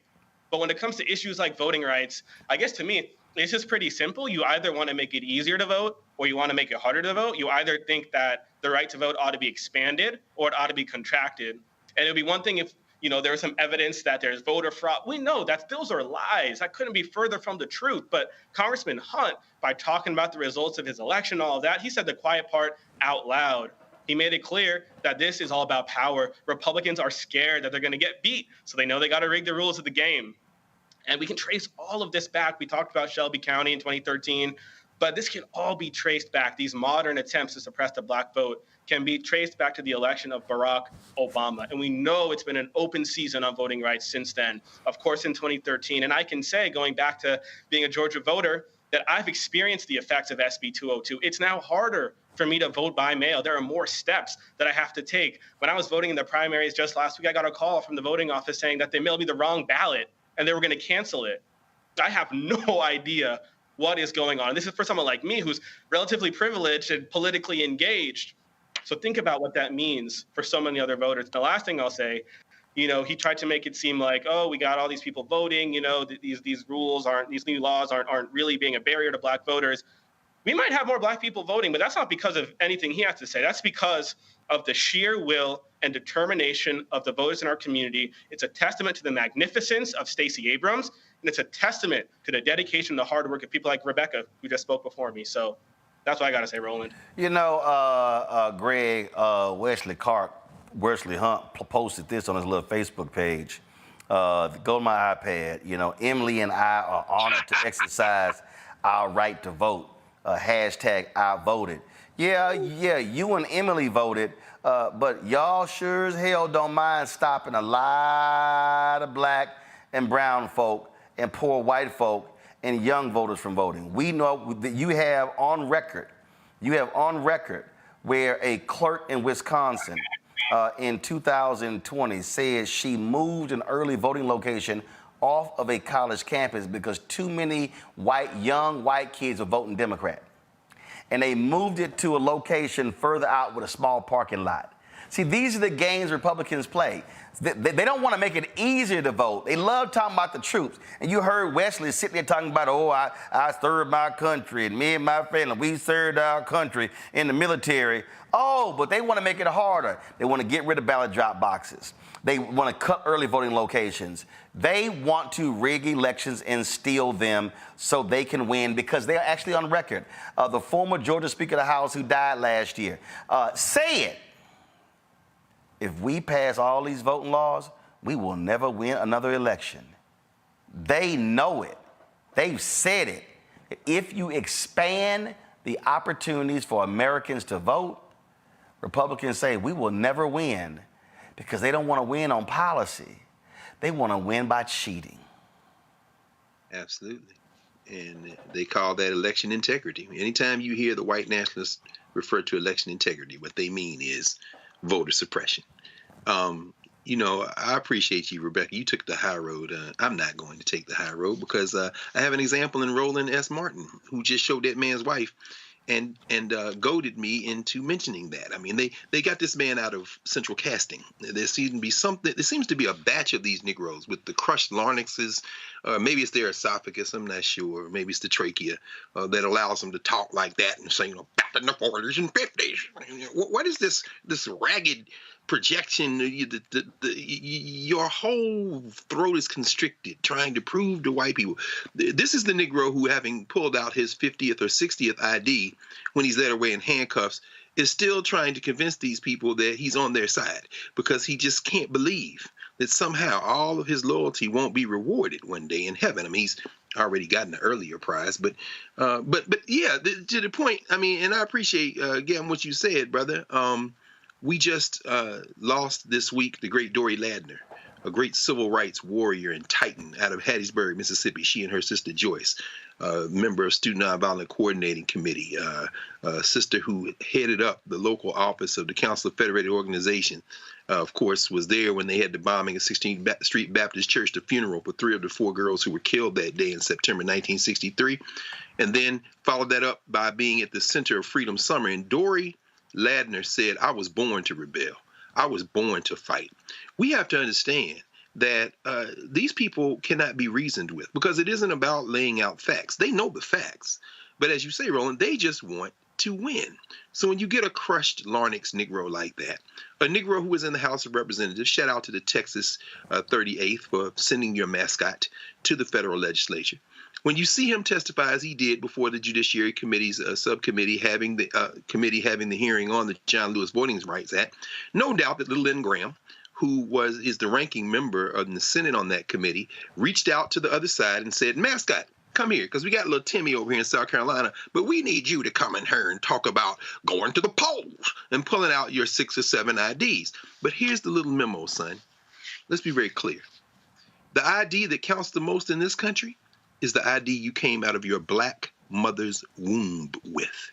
And no piece of paper, no ability to choke your voice and show up with your wife and say that you all respected none of that's going to save you. One other thing I'll say, as you know, Roland, because they live in the neighborhood with your family, you know, my sister and brother-in-law, my niece and nephew live in Texas, and I got a lot of good friends in Texas. And when they take their teenage children to go get driver's licenses and learner's permits, they have found now that you have to make an appointment, and they take maybe 5 walk-ins a day to get a driver's license. And in Texas, you can wait as long as 3 damn months.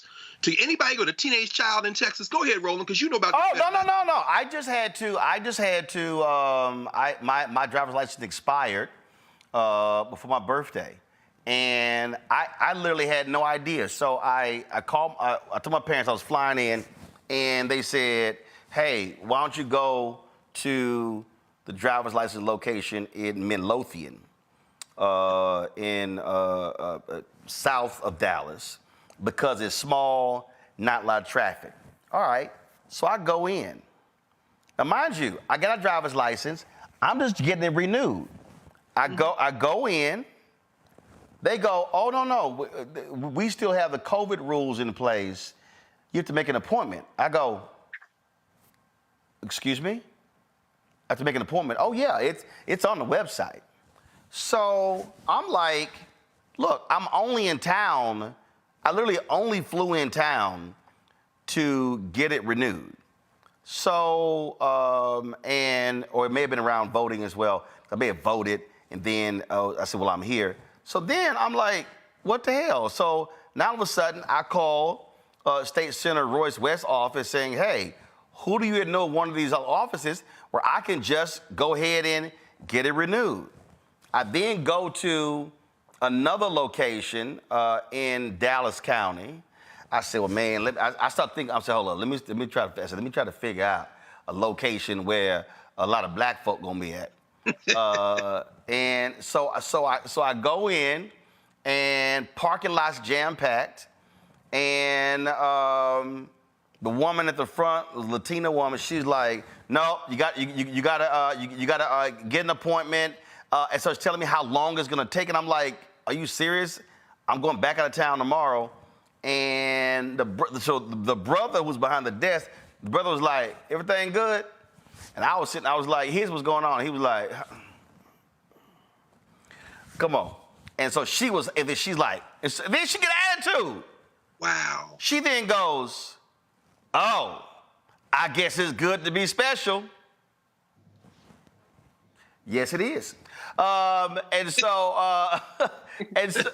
And so it was probably gonna be about a 3 or 4 hour wait, because I think they gave it to me. I think I was like number 68 or something. Now, mind you, the office I left, it was only like about 4 or 5 people. Mm-hmm. Okay, there's about 60 some odd people there, and so I'm chilling. I'm reading my phone. I'm like, no problem. Let me go ahead and do this here. Until this one sister came out. A bunch of them were like on break. And I was, because I was like, all the empty cubicles. So then I was like, hold up, that's the break room. So I switched my seat so that way they wouldn't see the back of my head. So they walked out, and then the sister, she was like, I walked out, she was like, come here. She said, no, she said, but man came in and told you was sitting out here. She said, no, we got to get your driver's license. And so went ahead, knocked it out, processed it, had my driver's license the following week. But they literally, what you just described, they were literally going to try to make this a 3 to 4 month wait. And if you weren't Roland Martin, it would have been a 3 or 4 month wait. Yep. And so that's what Wesley Hunt won't talk about. No question. Wesley Hunt will not talk about the slow walk. And in fact, Wesley Hunt, why don't you go back when Scott Walker was the governor of Wisconsin, when the federal judge called his ass in and said, why y'all slow walking voter IDs? See, Wesley want to act like we don't know. And then Wesley, do I need to remind you, when the leader in Pennsylvania in 2000, I think it was 2012 or 16, it was 2012, he stood up and said, quote, because of voter ID, Mitt Romney is going to win Pennsylvania over Obama. That's literally what he said. Mm-hmm. So see, Wesley act like we don't know. No, Wesley, we do know. So you can sit here and trot out your little 6 IDs and pull all that crap out. But real black folks know what's going on and how your party, especially those racists in Texas, how they are changing the laws to rig the elections because y'all cannot compete on policy. We'll be right back. Roland Martin Unfiltered on the Black Star Network. Wow. Next on the Black Table with me, Greg Carr. Democracy in the United States is under siege. On this list of bad actors, it's easy to point out the Donald Trumps, the Marjorie Taylor Greens, or even the United States Supreme Court as the primary villains. But as David Pepper, author, scholar, and former politician himself says, there's another factor that trumps them all and resides much closer to many of our homes. His book is Laboratories of Autocracy, a wake-up call from behind the lines. So these state houses get hijacked by the far right, then they gerrymander, they suppress the opposition, and that allows them to legislate in a way that doesn't reflect the people of that state. David Pepper joins us on the next Black Table, here on the Black Star Network.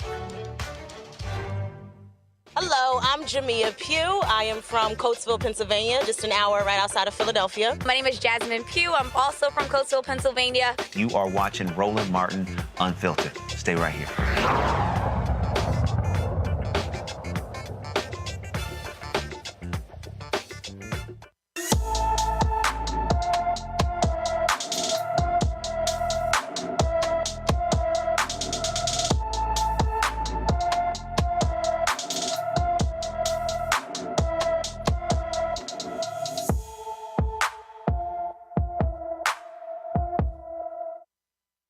Folks, Ethan Dunn has been missing from De Pere, Wisconsin since February 18th.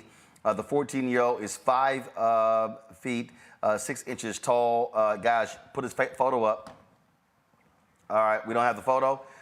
He's 5 feet 6 inches tall, weighs 135 pounds, black hair and brown eyes.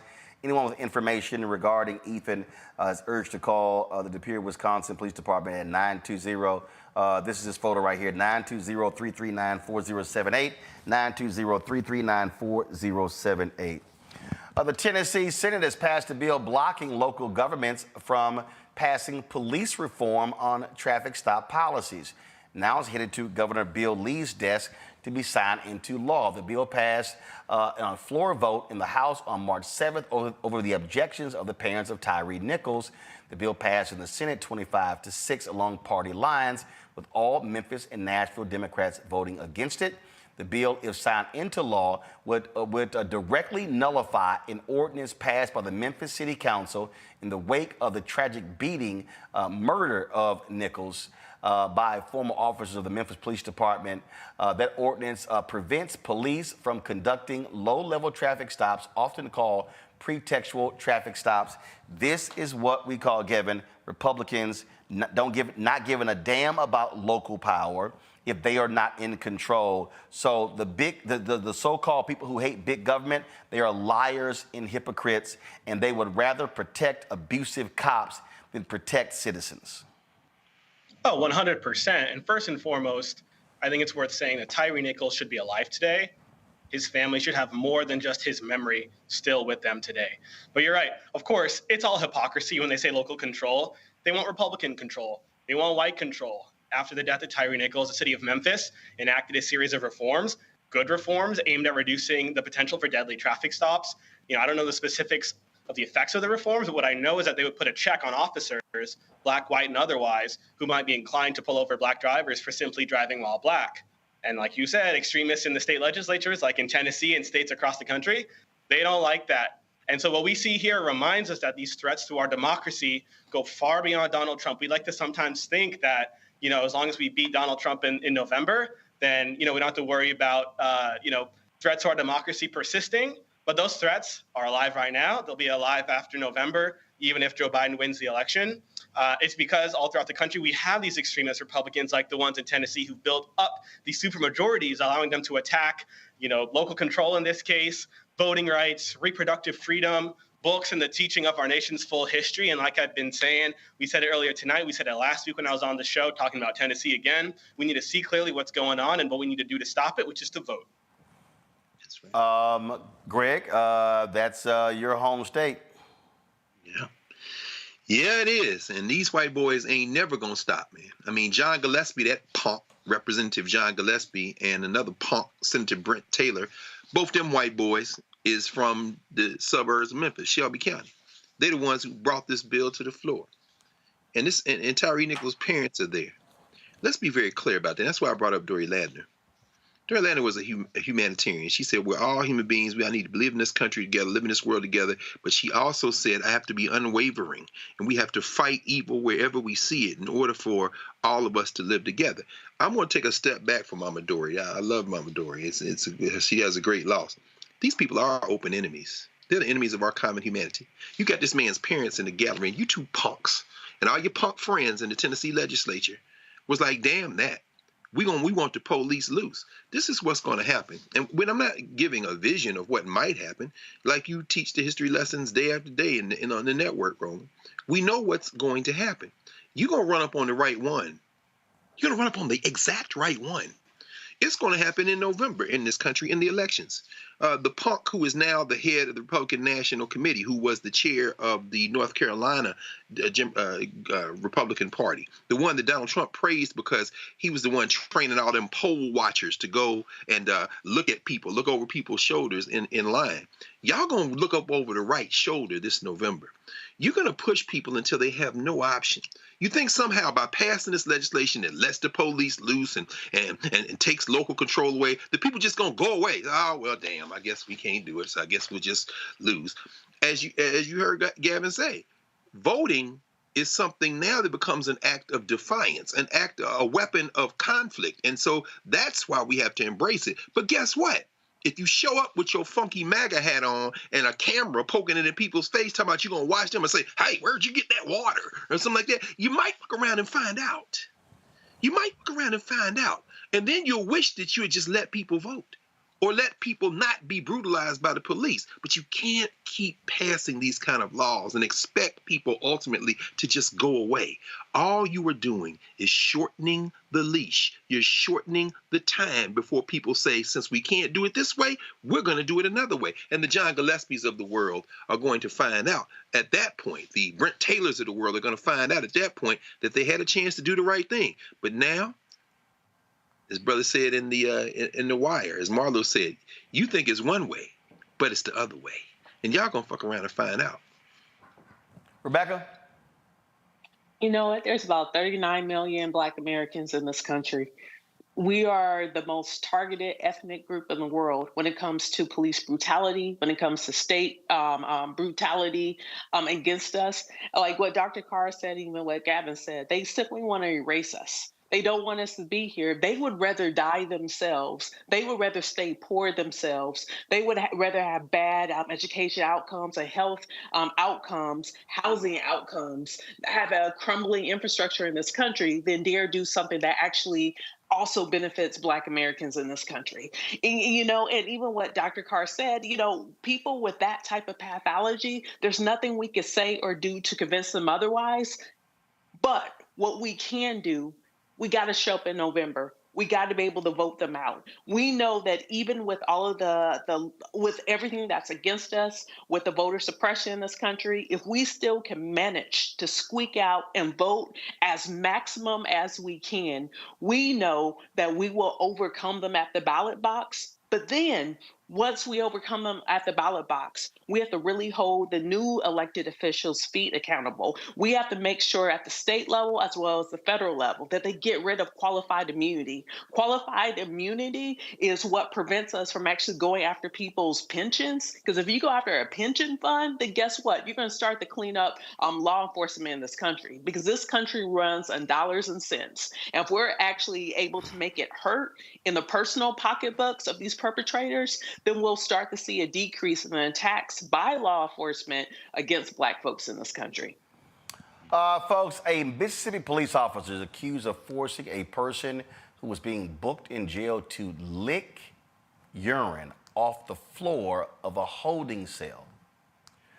Former patrolman for the Pearl Police Department, Michael Christian Green, this is his photo right here, is facing one federal count of deprivation of rights under color of law, according to a criminal information filed earlier this month. The document alleges that the man Green arrested knocked on the door of a holding cell and said he needed to urinate. After a while, the man urinated in a corner. Green allegedly threatened to beat him with a phone and commanded him to, quote, lick it up. Green stood in a doorway while the man, who gagged and later vomited in a trash can, did so, the document says. Green even recorded it on his cell phone. This is the kind of person right here, Rebecca, that, and now you notice this is a federal complaint, not the local DA, not the Mississippi Bureau of Investigation, but the feds had to indict his punk ass. I expect a dumbass like him to do dumbass things. He looks like a dumbass. He acts like a dumbass. And he did something as a dumbass. The bottom line is, when I hear from people in the law enforcement community who talks about, oh, we're a professional, we're professionals, then act professional, do something. Don't allow for this to happen. Because guess what? This is probably not the first time that officer has done something like this. It should not have to take the Justice Department to prevent and stop things from happening like this. So for all those who see something, you tell us, see something, say something, then you see something, say something, and do something to stop this. If you don't want the federal legislation, that will have to happen. If you don't want the state and local legislation, that's going to happen to actually have police reform, then do something, voluntarily do something. But guess what? You all don't want to do anything. You want to uphold white supremacy. You want to dehumane people. You want them to act as dogs and as as alley cats and dogs and all sorts of animals. That's how you treat us. That's how you see us. But like even with something that Dr. Carr was alluding to, at some point you're going to mess with the right one. People are going to get sick and tired. And as an ethnic group, we're not going anywhere. We survived the Middle Passage. We're going to survive this too. So you might not want to F around and find out what's going to happen when you get to that right one who's like, I have nothing to lose, because that's the corner that you're pushing me into. They don't want us there. So why don't you voluntarily do something, reform, before we have to now make you reform? Gavin, this little punk was relieved and resigned on December 27th. The criminal information charge was unsealed March 4th. He pled guilty today. Gavin, you're on mute. You're on mute. I'm sorry, Roland. Go ahead. This should go without saying, but it's disgusting. It's inhumane. All people deserve respect and dignity, including and perhaps especially those who are going through our criminal justice system. I want to make 2 points. One, we got to talk about what's happening in our jails. Look, I don't know the race of the jailed individual who was the victim of this crime, but what I do know is that in Mississippi, Black people are only 39% of the state population, but 57% of the people in jail and 62% of the people in prison. And we know it's not because Black people commit crimes at a higher rates. President Biden announced earlier in his term that he was phasing out federal contracts with private prisons, and that's awesome. It's also one of the few things he can do in his position as president. But we need to remember that in many cases, it's in state jails and prisons where misconduct on the part of guards is running rampant, including when it comes to sexual violence. And when it comes to jail, these are people who haven't had their day in court yet. They're waiting for that. So many times these victims are completely innocent. But even if they're guilty, no one should have to experience what some people in these situations have experienced. And I'm from Atlanta. This has been happening. What's happening in the Fulton County Jail is unspeakable. They've stopped accepting new inmates. I'm so sorry, Roland. I have to leave this space in one moment. I got you. There's a man being held there who was found dead, completely covered in bed bugs in his mouth, all over his body, and it's unacceptable. And the second thing is that elections have consequences in so many ways. Like you pointed out, the charges here being brought against the officer, they're federal offenses. That means they're brought by the Attorney General. And had this happened in the Trump administration, I would not be surprised if these charges wouldn't have been brought. The judge who oversees this case will be a federal judge. We know Trump did his best to stack the judiciary with young right-wing judges, but President Biden has been nominating and confirming judges at a rapid rate, including Black and brown judges. And of course, at the state and local level, we got to pay attention to these officials who are voting or not voting for, who have so much power. And the last thing I'll say, this happened in the same county in Mississippi where those cops who call themselves the Goon Squad pulled up and beat up on 2 Black men for apparently pure amusement. So there are clearly a lot of bad apples in that bunch. The perpetrator here has to be held, accountable to the full extent of the law, and we can't let something like this ever happen again. All right, Gavin, we appreciate it. Thanks a lot. Y'all, this is Michael Christian Green walking out of court yesterday. Faces up to a year in jail, $10,000 fine, 26 years old. The man who he made do that was Latino. Greg, I get stopped by a lot of brothers who come out of prison who said, we watch you in the prison and jail cells. Y'all get a good look, and you put him to work licking urine when he got to go to that federal prison. Yes, sir. Yes, sir. That's the power of the Black Star Network right there, baby. Yes, sir. What happened to his Tate Reeves Memorial bad toupee? Or did he shave off that upsweep? This is his mugshot right here. I know. Y'all go ahead and show it. Come on. Yeah, there's the Tate Reeves tribute hat, bought probably Dollar General, the Family Dollar, or one of the local finer establishments. And then he shaved it, huh? Well, as you say, maybe the brothers will get a chance to be a barber for him too while he's. And again, the man who may do it was Latino, so all the vatos, y'all go ahead and handle that. Y'all go ahead and handle that. Y'all go ahead and handle that. All right. That's it. Before I mention, Pearl is just east of Jackson. Jackson tried to incorporate Pearl in 1968. It's right over the Pearl River from Jackson. They incorporated in 1963. That little town's about 60% Black. That's part of that whole criminal enterprise you've been covering over the last year or so with them trying to carve out these bedroom communities and make sure that white boy don't get a job in that new police district they're trying to create in Jackson. And there you go. There you go. All right. Greg, Gavin, Rebecca, I appreciate y'all being on today's panel. Thank you so very much. Shout out to Virginia Union University. I'm rocking their shirt this week on today, so glad to represent them as well. So, folks, I appreciate it. Tomorrow I'm going to be in Los Angeles. Normally, the NAACP pre-award show dinner is on Friday night. It's actually tonight. But I'm going to be there. The Image Awards is on Saturday, so we will be there for that. And then I'm going to be in L.A. Monday and Tuesday. Tuesday, they have the premiere, the Netflix world premiere of the movie on Shirley Chisholm starring Regina King.